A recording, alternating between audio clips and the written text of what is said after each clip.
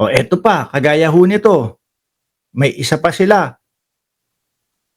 Saan ba yun? Ito.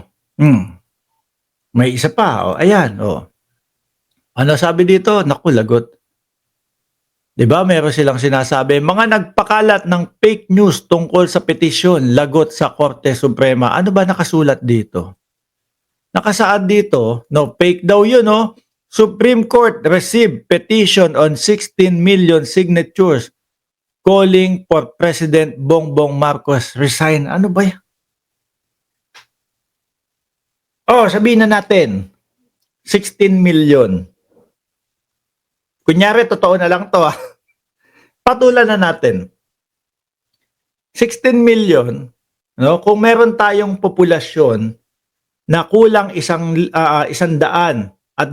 milyon, no? 119 million. Ibig sabihin, yung 16 million na yan, ay mga 1/8. Oh, mga 1/8 lang nung populasyon natin yan. Hindi ibig sabihin, sigaw ng bayang Pilipinas yan. No? Pinatulan ko na ha, yung numero na inilagay nyo dyan. Ibig sabihin, hindi majority ng Pilipino yan. No? Hindi boses ng lahat ng Pilipino yan. Diba? Kung umabot kayo ng 65 million, yan baka pwede pang maniwala kami.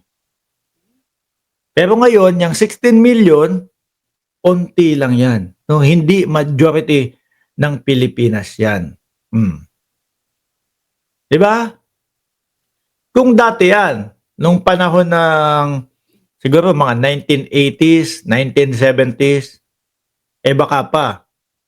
Naku, daming pumirma, 16 million. Sa panahon ngayon, na magwa 120 million ang populasyon ng Pilipinas, malabo po yan. Kahit umabot pa ng 20 milyones ang lumagda dyan. Wag lang, baka mamaya ang diskarte nyo dyan, parang tipong Mary Grace Piatos naman dyan. Diba? O eto po, may petition po na pinagre-resign si Bongbong Marcos. Ilan yan? Madami po to, 16 million, 20 milyones. O patingin niya yung mga pangalan. Andyan po si Kokoy Villamin. Nandiyan po si si Mary Grace Piatos. O nandiyan si Ding Dong. Si Nova. O si Hanabishi, si Mitsubishi, lahat na po inilagay, mga kababayan. Wala din.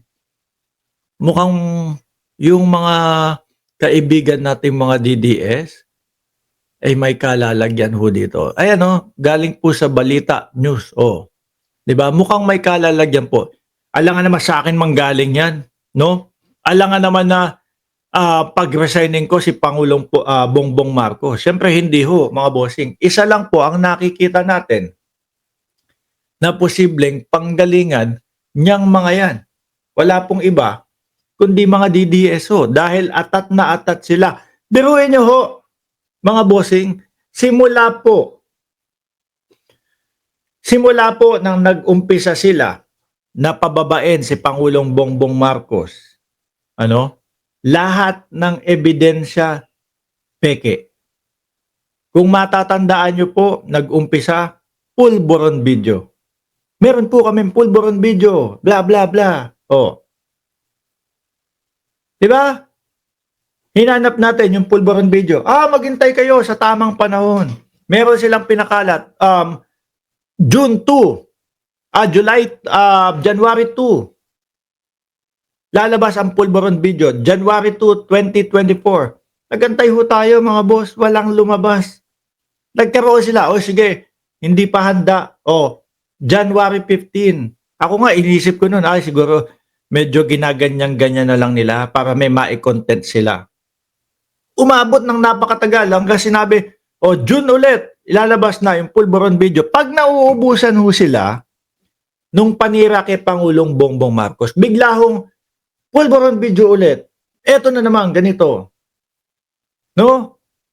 Nagiging panakip nila, eto mga kababayan, talagang ilalabas na po yung pulburon video, ha? Antabayanan nyo po at para mapabagsak na natin yung bangag sa Malacanang. Ganyan sila. Diba? Kaso, eto, siguro wala na sila, no? At talagang wala nang wala nang mailabas ho, mga bossing eh. No? Nilabas yung video. 1 taon ang nakalipas o mahigit pa. Anak ng tokwa. Mag-hire na lang ho ng editor. Eh parang pipitsugin pa yung hinire. Oh, bukod sa malabo, eh halatang halata na hindi si Pangulong Bongbong Marcos. 'Di ba? Ang tagal nilang pinaghintay yung mamamayang Pilipino, tapos wala naman pala. Oh, madami na dismaya, pati po yung mga umaasa sa kanila doon sa pulburon video na yon. Lalong-lalo na yung mga DDS nila. Sabi putik na yan. Masyado naman tayong ano dito. Masyado tayong halata dito. No? Grabe. Miski ako, kahit ako, DDS ako, hindi ko tatanggapin yan eh.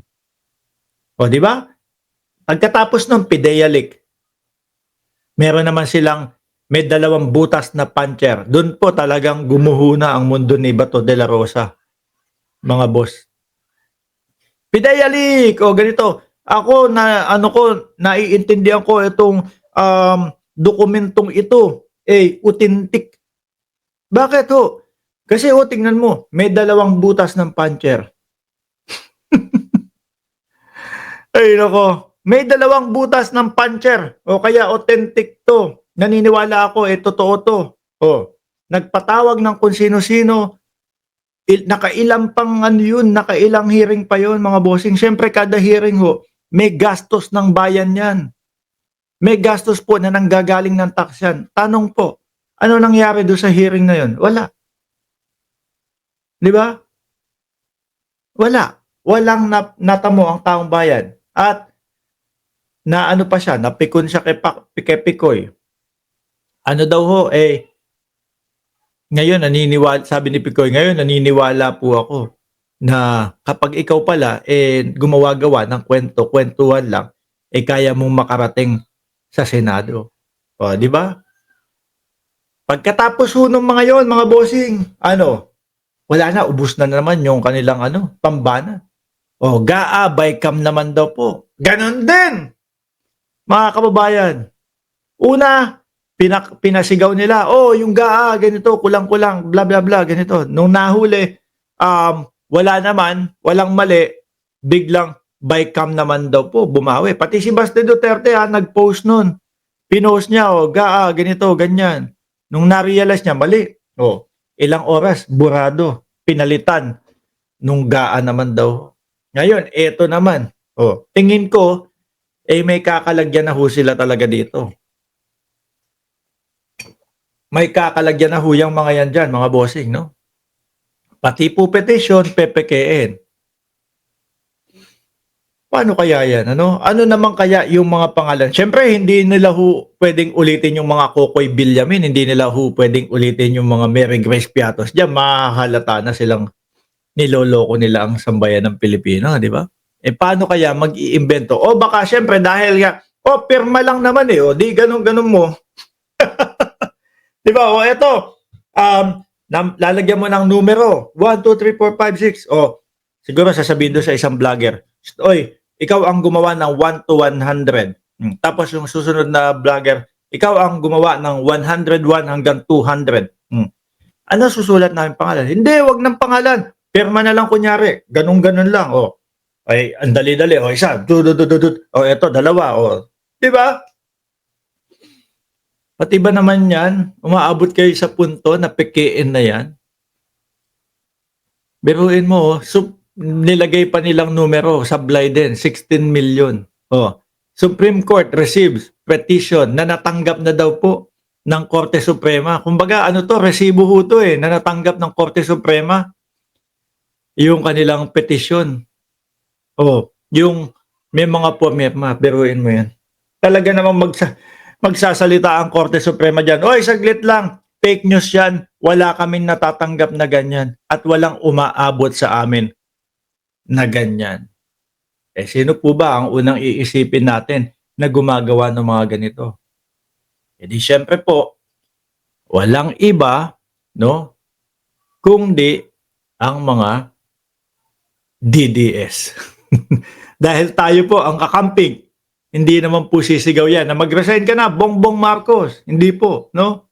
Oh, ang mga government supporter at supporter ni Pangulong Bongbong Marcos, mas lalo hong hindi, mga kababayan. Di ba? O, dito muna tayo.